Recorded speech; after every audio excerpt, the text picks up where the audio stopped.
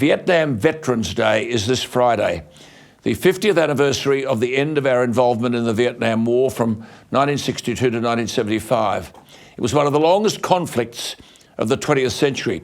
60,000 Australian defence personnel served in Vietnam during the 10 years of the war. 523 Australians died and almost 2,400 were wounded. Public opinion in Australia turned sour. The groundswell of support for the anti-war movement grew as the war dragged on. The national disgrace was how our Vietnam veterans were treated when they returned home. Many were spat at in public. In some RSL branches, they were ignored and made aware that their presence wasn't welcome, having served in by what was by some considered to be not a proper war. I don't mean any disrespect, but too often on these commemorative days, there are a lot of platitudes.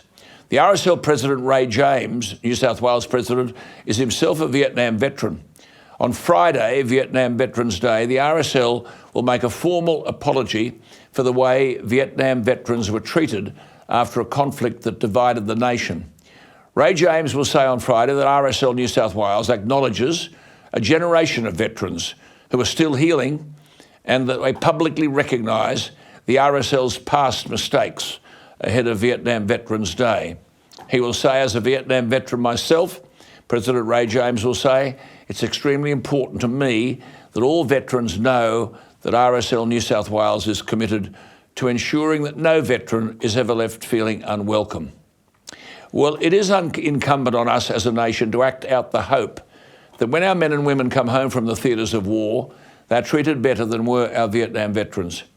Yet, as we know, in the wake of the Afghanistan conflict, some of our bravest men are to be charged, following the Brereton report, based on the usual ABC story, attacking those who were sent into the unforgiving battlefields of Afghanistan. One wonders whether those seeking now to prosecute returned soldiers would themselves have ever volunteered to carry a gun. Would they have ever faced a bullet in conflict? And that can be asked of our so-called military leaders in starched shirts and epaulets who seek to escape the scrutiny that's now applied to some of our returned soldiers. So spare a thought on Friday for our Vietnam veterans all around the country. You served when you were called upon to serve.